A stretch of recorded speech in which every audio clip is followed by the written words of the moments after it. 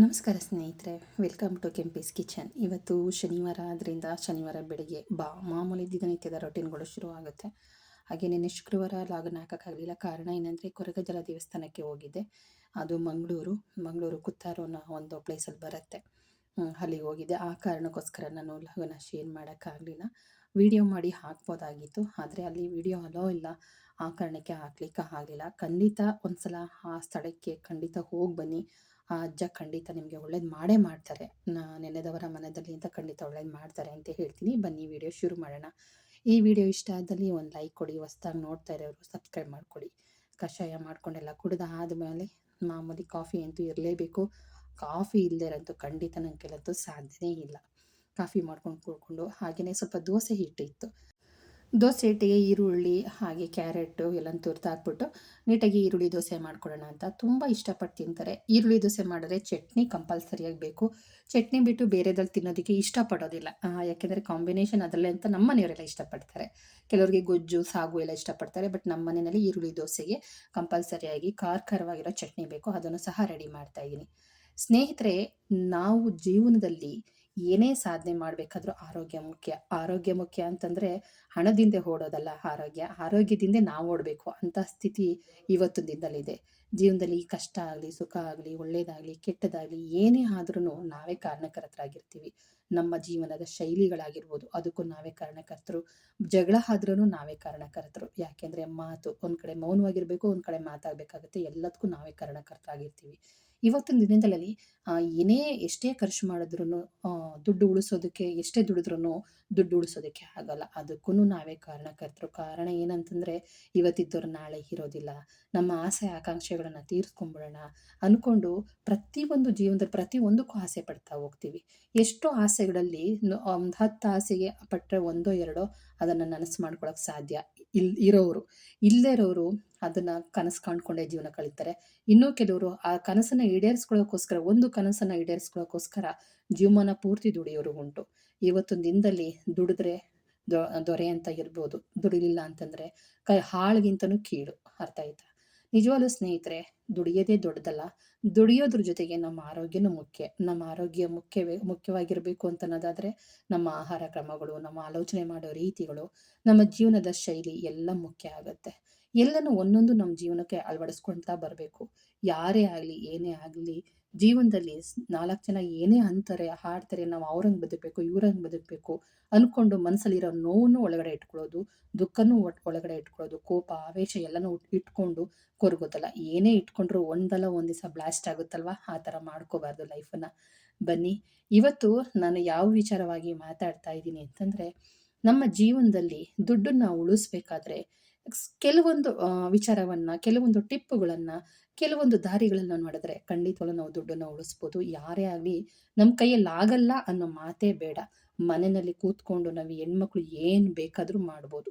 ಕೇವಲ 500 ರೂಪಾಯಿಂದ ನಾವು ಬಿಸ್ನೆಸ್ ಶುರು ಮಾಡಿದ್ರೂ ನಮ್ಮ ಲೈಫಲ್ಲಿ ನಾವು ಕೂತ್ಕೊಂಡು ಊಟ ಮಾಡೋಷ್ಟು ಸಂಪಾದನೆ ಮಾಡಬಹುದು. ನಮ್ಮ ಜೀವನಕ್ಕೆ ಎಷ್ಟು ಬೇಕೋ ಒಂದು ತುತ್ತ ಅನ್ನ, ಇರೋಕ್ಕಷ್ಟೆಲ್ಲ ಜಾಗ, ಮೈ ತುಂಬ ಬಟ್ಟೆ, ನೆಮ್ಮದಿಯಾಗಿ ಕಣ್ಣು ಮುಚ್ಕೊಂಡು ನಿದ್ದೆ ಮಾಡೋಷ್ಟು ಮೈ ಮುರಿದು ಕೆಲಸ ಮಾಡಿದ್ರೆ ಖಂಡಿತವಾಗ್ಲೂ ನಮ್ಮ ಜೀವನದಲ್ಲಿ ನೆಮ್ಮದಿಯಾಗಿರ್ಬೋದು. 500 ರೂಪಾಯಿ ಬಂಡವಾಳ ಇಟ್ಕೊಂಡು ಶುರು ಮಾಡುವಂಥ ಕೆಲಸಗಳು ಎಷ್ಟೊಂದಿದೆ ಗೊತ್ತಾ? ಇವತ್ತೊಂದು ದಿನದಲ್ಲಿ ಕಾಫಿ ಮಾರಾಟ ಮಾಡ್ಬೋದು, ಟೀ ಮಾರಾಟ ಮಾಡ್ಬೋದು. ಬೆಳಗ್ಗೆ ಎದ್ದ ತಕ್ಷಣ ಬಿಸ್ನೆಸ್ ಆಗಿ ಮಾಡ್ಕೋಬೇಕು ಅಂತಂದರೆ, ಅದರಲ್ಲೂ ಮಕ್ಕಳು ಜೊತೆಲಿದ್ದರೆ ಖಂಡಿತವಾಗ್ಲೂ ತರಕಾರಿ ಮಾರ್ಕೆಟ್ಗಳಲ್ಲಾಗಿರ್ಬೋದು, ಸಂತೆಗಳಲ್ಲಾಗಿರ್ಬೋದು, ಸಂಜೆ ಟೈಮಲ್ಲಿ ಈ ದೊಡ್ಡ ದೊಡ್ಡ ಅಂಗಡಿಗಳ ಮುಂದೆ ಯಾರೂ ಕಾಫಿ ಟೀ ತಗೊಂಡು ಹೋಗೋದಿಲ್ಲ. ಖಂಡಿತ ದೊಡ್ಡ ದೊಡ್ಡ ಅಂಗಡಿಗಳಿಗೆ ಹೋಗಿ ನೀವು ಉದ್ದಕ್ಕೊಂದು ಕಾಫಿ ತಗೋತೀರಾ ಸರ್ ಅಂತ ಒಂದು ದಿನ ರೂಢಿ ಮಾಡಿ.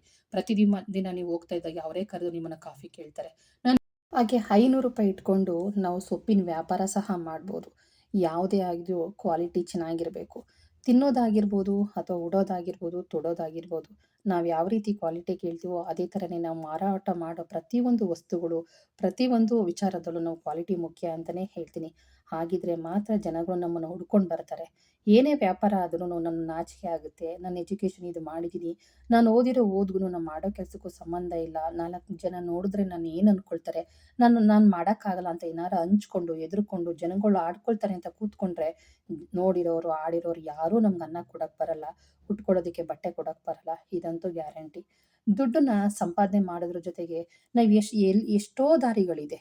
ಹೂ ಕಟ್ಬೋದು ಮನೆಯಲ್ಲೇ ಕೂತ್ಕೊಂಡು, 1 ಕೆಜಿ ಹೂವು ತಗೊಂಬಂದು ನಾವು ಕಟ್ಟೋದೇ ಆದರೆ ನಿಜವಾಗ್ಲೂ 1 ಕೆಜಿ ಹೂವು ತಂದು ಕಟ್ಟಿ ಮಾರಾಟ ಮಾಡಿ ಅಂಗಡಿಗಳ್ಗೆ ಹಾಕೋದು, ಮನೆಗಳ್ಗೆ ಹಾಕೋದು, ರೋಡಲ್ಲಿ ಸಾರ್ಕೊಂಡು ಹೋಗೋದು ಮಾರಿದ್ರೆ ಖಂಡಿತವಾಗ್ಲೂ ಎಷ್ಟೋ ದುಡ್ಡನ್ನ ಉಳಿಸ್ಬೋದು ನಾವು. ದುಡ್ಡನ್ನ ಉಳಿಸೋದಕ್ಕೋಸ್ಕರ ನೂರಾರು ದಾರಿಗಳಿದಾವೆ. ಆರ್.ಡಿ ಹಾಕ್ಬೋದು. ಹೆಣ್ಮಕ್ಳು ಏನಾದರೂ ಇತ್ತು ಅಂತಂದರೆ ಇಷ್ಟು ವರ್ಷಕ್ಕೆ ಅಂತ ಅಂದ್ಬಿಟ್ಟು ಇನ್ಶೂರೆನ್ಸ್ ಮಾಡಿಸ್ಬೋದು. ಹಾಗೆಯೇ ಮಕ್ಕಳಿಗೆ ಪ್ರತಿ ತಿಂಗಳು ನಾನು ಇಷ್ಟಿಷ್ಟು ದುಡ್ಡು ಹಾಕ್ತೀನಿ ಅಂತ ಅಂದ್ಬಿಟ್ಟು ಬ್ಯಾಂಕ್‌ಗಳಲ್ಲಿ ಹೋಗಿ ವಿಚಾರಿಸಿ ಹೆಣ್ಮಕ್ಳಿಗೆ ಅಂತ ಕೆಲವೊಂದು ಆಮ್, ಯೋಜನೆಗಳಿದಾವೆ. ಅದನ್ನ ಅಳವಡಿಸ್ಕೊಂಡು ಖಂಡಿತವಾಗ್ಲೂ ದುಡ್ಡನ್ನ ಉಳಿಸ್ಬೋದು. ಸಂಘ ಸಂಸ್ಥೆಗಳಿಗೆ ಸೇರ್ಕೊಂಡು ಬಡ್ಡಿ ಇಲ್ದೇ ಇರೋ ಸಾಲವನ್ನ ತೆಗೆದುಕೊಂಡು ಅದರಲ್ಲಿ ವ್ಯಾಪಾರವನ್ನ ಮಾಡಿ ವಹಿವಾಟುವನ್ನ ನಡೆಸಿ ಜೀವನದಲ್ಲಿ ನಾವು ಮುಂದುವರಿಬೋದು. ಕುರಿ ಸಾಕಾಣಿಕೆಯಿಂದ ಹಿಡಿದು ತರಕಾರಿ ವ್ಯಾಪಾರ ಮಾಡೋದ್ರಿಂದ ಹಿಡಿದು ಸೊಪ್ಪು ತರಕಾರಿಗಳನ್ನ ಬೆಳೆಯೋದ್ರಿಂದ ಹಿಡಿದು ಹಾಗೇನೆ ದೊಡ್ಡ ದೊಡ್ಡ ಅಂಗಡಿಗಳಲ್ಲಿ ನಮಗೆ ಬೇಕಾದಂತಹ ಕೆಲವು ವಿಚಾರಗಳನ್ನು ತಿಳ್ಕೊಬೋದು. ಎಷ್ಟೋ ಜನ ದಿನಸಿ ಅಂಗಡಿಗಳಲ್ಲಿ ಕೆಲವೊಂದು ಬುದ್ಧಿವಂತ ಮಕ್ಕಳು ಕೆಲಸ ಸೇರ್ಕೊಂಡು ಈ ತರಕಾರಿ ಎಲ್ಲಿಂದ ಬರುತ್ತೆ, ಇವ್ರಿಗೆ ಎಷ್ಟು ಬರುತ್ತೆ, ಇವ್ರಿಗೆ ಎಷ್ಟು ಲಾಭ ಇಟ್ಕೊಂಡು ಮಾರ್ತಾರೆ ಅಂತ ಪ್ರತಿಯೊಂದು ವಿಚಾರನ ತಿಳ್ಕೊಂಡು 1-2 ವರ್ಷ ಕೆಲಸ ಮಾಡಿ ಅವ್ರ ಹತ್ರ ಎಲ್ಲ ವಿಚಾರಗಳನ್ನು ತಿಳ್ಕೊಂಡು ಸ್ವಂತ ಅವರೇ ಓನ್ ಆಗಿ ಅಂಗಡಿಗಳನ್ನ ಇಡ್ತಾರೆ. ಅದು ಯಾವ್ದಾರ ಆಗಿರ್ಬೋದು. ಪುಸ್ತಕದ ಅಂಗಡಿ ಆಗಲಿ, ಕಬ್ಬಿಣದ ಅಂಗಡಿ ಆಗಲಿ, ಸಿಮೆಂಟ್ ಅಂಗಡಿಗಳಾಗಲಿ, ಆಮೇಲೆ ಫ್ಯಾನ್ಸಿ ಐಟಮ್ಸ್‌ಗಳಾಗಿರಲಿ, ಏನೇ ಅಂಗಡಿ ಇಟ್ರೂ ಮೂಲವಾಗಿ ಕೂಲಂಕುಷವಾಗಿ ವಿಚಾರಿಸಿ ಅದ್ರ ಬಗ್ಗೆ ಸಂಪೂರ್ಣವಾಗಿ ತಿಳ್ಕೊಂಡು ಇಟ್ಟರೆ ಮಾತ್ರ ನಮಗೆ ಲಾಭ ಸಿಗುತ್ತೆ. ಹಾಗೆ ಅದ್ರ ಜೊತೆಗೆ ನಾವು ಮಾತಾಡೋ ರೀತಿನಲ್ಲೂ ಸಹ ಜನನ ಆಕರ್ಷಣೆ ಮಾಡ್ಬೋದು. ಮಾತಿನಲ್ಲೇ ಮೋಡಿ ಮಾಡ್ಬಿಡ್ತಾರೆ ಕಣ ಅಂತಾರಲ್ಲ ಆ ರೀತಿ. ಹಾಗೆ ಮನೆ ಮಂದಿ ಎಲ್ಲ ಕೂತ್ಕೊಂಡು ಅಂದರೆ ಮಂದಿ ಎಲ್ಲ ಸೇರ್ಕೊಂಡು ನಮಗೆ ಸಪೋರ್ಟ್ ಮಾಡಲಿಲ್ಲ ಅಂದರೆ ಯಾವ ಕೆಲಸನೂ ಕೈಗೂಡೋದಿಲ್ಲ. ಪ್ರತಿಯೊಬ್ಬರು ಗಂಡಾಗಲಿ ಹೆಣ್ಣಾಗಲಿ ಖಂಡಿತವಾಗ್ಲೂ ಸಪೋರ್ಟ್ ಮಾಡ್ಬೋದು. ಇನ್ನು ಮನೇಲಿ ಕೂತ್ಕೊಂಡು ಮಾಡುವಂಥ ಕೆಲಸಗಳು ಹೆಣ್ಮಕ್ಳಿಗೆ ತುಂಬ ಇದೆ. ಗೆಜ್ಜೆ ವಸ್ತ್ರ ಮಾರಾಟ ಮಾಡಿ ಒಂದು ಪ್ಯಾಕಿಂಗ್ ಮಾಡಿ ಅಂಗಡಿಗಳಿಗೆ ಸೇಲ್ ಮಾಡ್ಬೋದು. ಆಮೇಲೆ ಇದೇ ರೀತಿಯ ತುಪ್ಪದ ಬತ್ತಿ ವ್ಯಾಪಾರ, ಆಮೇಲೆ ದೀಪದ ಬತ್ತಿ ವ್ಯಾಪಾರವನ್ನು ಮಾಡ್ಬೋದು. ದೀಪದ ಬತ್ತಿಗಳಲ್ಲಿ ಎಷ್ಟೋ ಥರ ವೆರೈಟೀಸ್ಗಳಿದೆ. ಹಾಗೆಯೇ ಇದು ಬಳೆ ಬಿಚ್ಚಾಲ ಅಂತೀವಲ್ಲ ಅದನ್ನು ವ್ಯಾಪಾರ ಮಾಡ್ಬೋದು. ಅದರ ಜೊತೆಯಲ್ಲಿ ಮನೆಯಿಂದಲೇ ಹೂಕಟ್ಟು ವ್ಯಾಪಾರ ಮಾಡ್ಬೋದು. ಹಪ್ಪಳ ಮಾರಾಟ ಮಾಡಿ ವ್ಯಾಪಾರ ಮಾಡ್ಬೋದು. ಹಾಗೆಯೇ ನಾವು ಹೊಲಿಗೆ ಮಿಷಿನ್ ತೊಗೊಂಡು ಹೊಲಿಗೆ ಕಲಿತು ಅದರಿಂದ ನಾವು ಎಷ್ಟೋ ದುಡ್ಡನ್ನು ದುಡಿಬೋದು. ದುಡ್ದಿರೋ ದುಡ್ಡನ್ನ ಬೇರೆ ಬೇರೆ ಇನ್ವೆಸ್ಟ್‌ಮೆಂಟ್‌ಗಳಲ್ಲಿ ಖಂಡಿತ ಸೇರಿಸ್ತಾ ಬನ್ನಿ. ಪ್ರತಿಯೊಂದು ದುಡ್ಡನ್ನು ನಂದಲ್ಲ ಅಂತ ಸೇರಿಸ್ತಾ ಬನ್ನಿ. ಯಾಕೆಂದರೆ ದುಡ್ದಿರೋ ದುಡ್ಡು ಎಷ್ಟು ಮುಖ್ಯ ಅಂದರೆ ಸಮಯ ಹೇಗೆ ಹೋಗ್ತಾ ಇರುತ್ತೋ ನಮ್ಮ ಆಯಸ್ಸು ಹಾಗೆ ಕಡಿಮೆ ಆಗ್ತಾ ಇರುತ್ತೆ. ದಿನ ಕಳೆದಂತೆ ನಮ್ಮ ಆಯಸ್ಸು ದಿನೇ ಕಡಿಮೆ ಆಗ್ತಾ ಇರುತ್ತೆ ಅಂತ ಅನ್ನೋದನ್ನ ಮರೆಯಬೇಡಿ. ಇವತ್ತಿದ್ದೋ ಶಕ್ತಿ ನಾಳೆ ಇರೋದಿಲ್ಲ. ಕ್ಷಣಕ್ಕೂ ಕಮ್ಮಿ ಆಗ್ತಾನೇ ಬರುತ್ತೆ. ನಮ್ಮ ಕಣ್ಣಿಗೆ ಅದ್ಯಾವುದೂ ಕಾಣಿಸ್ಕೊಳ್ಳೋದಿಲ್ಲ. ಒಂದಿನ ಅದು ಸಂಪೂರ್ಣವಾಗಿ ನಮ್ಮ ಕಣ್ಣೆದುರುಗಡೆ ದುತ್ತಂತ ಬಂದು ನಿಂತ್ಕೊಂಡಾಗಲೇ ನಮ್ಗೆ ಗೊತ್ತಾಗೋದು. ನಮ್ಮ ಆರೋಗ್ಯ ಹಾಳಾಗಿದೆ, ನನ್ನ ಅನಾರೋಗ್ಯದಿಂದ ಕೂಡಿದೆ ನನ್ನ ಶರೀರ ಅಂತ. ನಾವೇನಾದ್ರೂ ಮೂಲೆ ಸೇರ್ತು ಅಂತಂದ್ರೆ ಅವಾಗ ಯಾರೂ ಬರೋದಿಲ್ಲ. ಒಂದು ಸೆಕೆಂಡು ಸಹ ದುಡ್ಡನ್ನ ಸಂಪಾದನೆ ಮಾಡೋದಕ್ಕೆ ವೇಸ್ಟ್ ಮಾಡೋದು ಬೇಡ. ಯಾಕೆಂದ್ರೆ ದುಡಿಮೆನೇ ಎಲ್ಲ ಹೌದು. ಹಾಗಂದ್ಬಿಟ್ಟು ನಮ್ಮ ಸಂತೋಷಕ್ಕೆ ಖಂಡಿತ ಕಡಿಮೆ ಮಾಡ್ಕೋಬಾರ್ದು. ಹಾಗಂದ್ಬಿಟ್ಟು ದುಂದುವೆಚ್ಚ ಮಾಡಿ ಸಂತೋಷನ ನಾವು ಪಡೆಯೋದ್ರಲ್ಲಿ ಅರ್ಥನೇ ಇಲ್ಲ ಅಂತ ಹೇಳ್ತೀನಿ. ಎಷ್ಟೋ ಜನ ಪಬ್ಬು, ಕ್ಲಬ್ಬು, ದೊಡ್ಡ ಟ್ರಿಪ್ಪುಗಳಿಗೆ, ವಿದೇಶಗಳಿಗೆ ಹೋದ್ರೇನೆ ಅದು ಟ್ರಿಪ್ಪು ಅಂತ ತಿಳ್ಕೊಂಡ್ಬಿಟ್ಟಿದ್ದಾರೆ. ಸಂತೋಷ ಅನ್ನೋದನ್ನ ಮನೆಯೊಳಗಡೆ ಕೂತ್ಕೊಂಡು ಮಕ್ಕಳು, ಹೆಂಡತಿ, ಅಜ್ಜಿ, ಅಜ್ಜ, ತಂದೆ ತಾಯಿ ಜೊತೆ ನಾವು ಸಾಕಿರೋ ಪ್ರಾಣಿಗಳ ಜೊತೆ ಕಳೆಯೋ ಸಂತೋಷ ಇದೆಯಲ್ಲ, ಆ ಸಂತೋಷದ ಮುಂದೆ ಯಾವುದೂ ಅಲ್ಲ. ನಾವು ಎಲ್ಲೇ ಇದ್ರೂ ಮನೆಯಲ್ಲೇ ಇರ್ತೀವಿ. ಆದ್ರೆ ಅವ್ರು ಎಲ್ಲೇ ಹೋದ್ರೂ ಮನೆಗೆ ಬರಬೇಕು ಅನ್ನೋದನ್ನ ನೆನಪಲ್ಲಿಟ್ಕೊಳ್ಳಿ. ಹೊರಗಡೆ ಸಂತೋಷ ಕಾಣ್ತಾರಲ್ಲ ಅವ್ರಿಗೆ ಹೇಳ್ತಾ ಇರೋದು. ಅದ್ರ ಜೊತೆಯಲ್ಲಿ ಸಾಧ್ಯವಾದಷ್ಟು ಮಕ್ಕಳಿಗೆ ದುಡ್ಡು ಉಳಿತಾಯ ಮಾಡೋದನ್ನ ಹೇಳ್ಕೊಡಿ. ಈ ಗೋಲ್ಕ ತುಂಬ ದುಡ್ಡನ್ನ ತುಂಬಿಟ್ಟು ನಿನಗೆ ಮುಂದಿನ ವರ್ಷ ಇದನ್ನ ನಾನು ತೆಗೆದುಕೊಡ್ತೀನಿ. ನಿಂಗೆ ವಾಚ್ ಬೇಕಾ, ಚಪ್ಪಲ್ ಬೇಕಾ, ಶೂ ಬೇಕಾ, ಬ್ಯಾಗ್ ಬೇಕಾ, ನಿನಗೆ ಅಥವಾ ಬ್ಯಾಟ್ ಬೇಕಾ, ಅಥವಾ ನಿನಗೇನಾದರೂ ಕ್ರಿಕೆಟ್ ಆಡೋ ಅಥವಾ ಮಕ್ಕಳಿಗೆ ಕೆಲವೊಂದು ಆಟ ಆಡುವಂಥ ಹುಚ್ಚಿರುತ್ತೆ. ನನಗಿದೇ ಬೇಕು ಅದೇ ಬೇಕು ಅಂತ ಕೇಳ್ತಾ ಇರ್ತೇವಲ್ಲ, ಅವ್ರಿಗೆ ಹೇಳ್ಕೊಡಿ ನಾನು ಇದನ್ನ ತೆಗೆದುಕೊಡ್ತೀನಿ ಅಂತ. ಹಾಗೆ ಓದೋ ಮಕ್ಕಳಿಗೆ ನೀವು ಪ್ರತಿಯೊಂದು ದಾರಿನೂ ಹೇಳ್ಕೊಡ್ಬೇಕು. ಪ್ರತಿಯೊಂದು ಸರಿ ನೀವು ಮಾರ್ಕ್ಸನ್ನ ತೆಗೆದಾಗಲೂ ಮಕ್ಕಳಿಗೆ ಒಂದು ಏನಾದರೂ ಇಂಟ್ರೆಸ್ಟಿಂಗ್ ಆಗಿ ಒಂದು ಗಿಫ್ಟನ್ನು ಕೊಡ್ತಾ ಬನ್ನಿ. ಮುಂದಿನ ಸಲಿಗೆ ನೀನು ಇದಕ್ಕಿಂತ ಜಾಸ್ತಿ ಮಾರ್ಕ್ಸ್ ತೆಗೆದ್ರೆ ನನಗೆ ಇದು ಕೊಡ್ತೀನಿ ಅಂತ ಹೇಳಿ. ಆಗ ಮಕ್ಕಳುಗಳು ಅದಕ್ಕಿಂತ ಚೆನ್ನಾಗಿ ಓದಿ ಮಾರ್ಕ್ಸ್ ತೆಗಿತವೆ. ಅದ್ರ ಜೊತೆಗೆ ತಂದೆ ತಾಯಿ ಸಪೋರ್ಟು ಸಹ ಮಾಡಬೇಕು. ಓದ್ತಾ ಇರ್ಬೇಕಾದ್ರೆ ಮಕ್ಕಳನ್ನ ಕರೆದು ಬೇರೆ ಬೇರೆ ಕೆಲಸಗಳನ್ನ ಹೇಳೋದು. ಮಕ್ಕಳು ಓದ್ತಾ ಇದ್ದಾಗ ಮೊಬೈಲ್ ಜೋರಾಗಿ ಸೌಂಡ್ ಕೊಟ್ಕೊಂಡು ನೋಡೋದು, ಟಿವಿ ನೋಡ್ತಾ ಕೂತ್ಕೊಳ್ಳೋದಾಗ ಮಕ್ಕಳು ಮನಸ್ಸು ಸಹ ಟಿವಿ ಮೇಲೆ ಮೊಬೈಲ್ ಮೇಲೆ ಇರುತ್ತೆ ಅಂತ ಹೇಳ್ಬೋದು. ಮನೆಯಲ್ಲಿ ವಾತಾವರಣ ಹೇಗಿರುತ್ತೋ ಮಕ್ಕಳು ಹಾಗೇ ಇರುತ್ತವೆ ಅಂತ ಹೇಳ್ತೀನಿ. ಮಕ್ಕಳಿಗೆ ದುಡ್ಡು ಉಳಿತಾಯ ಮಾಡೋದು, ಆರೋಗ್ಯದ ಬಗ್ಗೆ ಎಚ್ಚರಿಕೆ ಕೊಡೋದು, ಹಾಗೆ ದುಡ್ಡು ಉಳಿತಾಯ ಮಾಡುವಾಗ ನಾಚಿಕೆ ಅಂತ ಬೇಡ. ಯಾವುದೇ ಒಂದು ಚಪ್ಪಲಿ ಹೊಲಿಯೋ ಕೆಲಸನೂ, ಚರಂಡಿಗೋರೋ ಕೆಲಸನೂ ನನ್ನ ಕೆಲಸ ಅಂತ ಮಾಡಬೇಕು. ಕೆಲವ್ರು ಇರುತ್ತೆ, ನಾವು ಓದಿದವರೇ ಕೆಲಸ ಮಾಡೋದು ಇಂಥ ಕೆಲಸನ, ಓದಿರೋರೇ ಮಾಡಬೇಕು, ಇಂಥವರೇ ಮಾಡಬೇಕು ಅಂತ ಕೆಲವೊಂದು ಗೆರೆಗಳನ್ನು ಹಾಕೊಂಡ್ಬಿಟ್ಟಿರ್ತಾರೆ. ಆ ಥರ ಅಲ್ಲ. ದುಡಿದವನೇ ದೊರೆ. ಏನೇ ಕೆಲಸ ಆದ್ರೂ ನಾನು ದುಡಿತೀನಿ ಅಂತ ಯಾರು ಮುಂದೆ ಬಂದು ನಿಂತ್ಕೊಳ್ತಾರೋ ಅವರೇ ಜೀವನದಲ್ಲಿ ಚೆನ್ನಾಗಿರೋದು ಅಂತ ಚಿಕ್ಕದ್ರಿಂದನೂ ಮಕ್ಕಳಿಗೆ ಬೆಳೀತಾ ಇದ್ದಂಗೆ ಹೇಳಿ ಕಳಿಸ್ತಾ ಬನ್ನಿ. ಅದ್ರ ಜೊತೆಯಲ್ಲಿ ದುಡ್ಡು ಉಳಿತಾಯ ಮಾಡೋದು ಹೇಗೆ ಅಂತಲೂ ಹೇಳ್ತಾ ಬನ್ನಿ. ನಾವು ದುಡ್ಡು ಉಳಿಸಿದ್ರೆ ನಾವು ಇಷ್ಟ ತಗೋಬೇಕು, ಹಿಂಗೆಲ್ಲ ಮಾಡಬಹುದು, ವೇಸ್ಟ್ ಆಗಿ ಇಂತಿಂಥ ಖರ್ಚು ಹಿಂಗೆ ವೇಸ್ಟು ಅಂತ, ಆಮೇಲೆ ಯಾರ್ಯಾರಿಗೆ ದುಡ್ಡು ಕೊಟ್ಟರೆ ಏನೆಲ್ಲ ಮೋಸ ಆಗುತ್ತೆ, ಇದನ್ನೆಲ್ಲ ಚಿಕ್ಕದ್ರಿಂದ ನಮ್ಮ ಮಕ್ಕಳಿಗೆ ಹೇಳ್ತಾ ಬಂದರೆ ಖಂಡಿತವಾಗ ಅವುಗಳ ತಲೆಗೆ ಹೋಗುತ್ತೆ. ದೊಡ್ಡವರಾದ್ಮೇಲೆ ಎಷ್ಟೋ ವಿಚಾರಗಳು ಮಕ್ಕಳಿಂದ ನಾವೇ ಕಲಿಯೋಕ್ಕಾಗುತ್ತೆ. ಹೌದು ಸ್ನೇಹಿತರೆ, ದುಡ್ಡನ್ನ ಉಳಿಸೋದಕ್ಕೆ 108 ದಾರಿಗಳಿದಾವೆ. ಅದನ್ನ ತಿಳ್ಕೊಳ್ಳೋದನ್ನ ಕಲಿಬೇಕು. ಮುಖ್ಯವಾಗಿ ನಮ್ಮ ಆರೋಗ್ಯ ಸಂಬಂಧಪಟ್ಟಾಗೆ ನಾವು ಕೆಲವೊಂದು ಇನ್ಶೂರೆನ್ಸ್ಗಳಂತ ಖಂಡಿತ ಮಾಡಿಸ್ಕೋಬೇಕು. ಕುಟುಂಬ ಸಮೇತವಾಗಿ ಮಾಡಿಸ್ಬಿಡಿ. ಒಬ್ಬೊಬ್ಬರಿಗೆ ಮಾಡಿಸ್ಕೊಳಕ್ ಹೋಗ್ಬೇಡಿ ಇನ್ಶೂರೆನ್ಸ್ನ. ಮನೆ ಮಂದಿಗೆಲ್ಲ ಸೇರಿಸಿ ಇನ್ಶೂರೆನ್ಸ್ ಮಾಡಿಸಿ. ಆರೋಗ್ಯ ವಿಮೆ ಅಂತ ಬರುತ್ತೆ, ಖಂಡಿತವಾಗ್ಲೂ ತುಂಬಾನೇ ಒಳ್ಳೇದು ಅದರಿಂದ. ಅದ್ರ ಜೊತೆಯಲ್ಲಿ ಹೆಣ್ಮಕ್ಳಿದ್ರೆ ಅವ್ರ ಮದುವೆ ಆಗೋ ತನಕ ನಾನು ದುಡ್ಡು ತೆಗಿಯೋದಿಲ್ಲ ಅಂತ ಅಂದ್ಬಿಟ್ಟು ಪೋಸ್ಟ್ ಆಫೀಸಲ್ಲಿ ದುಡ್ಡನ್ನ ಇನ್ವೆಸ್ಟ್ ಮಾಡಿ.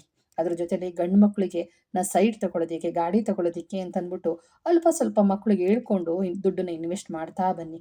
ಪ್ರತಿಯೊಂದು ಕೆಲಸನೂ ಯಾರು ಕೈಯಲ್ಲಿ ದುಡ್ಡಿಟ್ಕೊಂಡು ಮಾಡೋದಿಲ್ಲ ಅನ್ನೋದು ನೆನಪಲ್ಲಿರಲಿ.